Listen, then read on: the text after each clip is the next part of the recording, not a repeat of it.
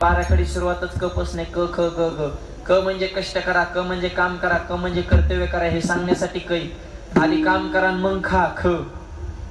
बाराखडी नीट ऐका बरं का. कष्ट करा कन मग खा म्हणून ख. पण मोठं व्हायचं असेल तर गर्व येऊन देऊ नका ग. क ख ग. आणि ज्याला गर्व झाला ते 100% घसरणार घ. घसरगुंडी.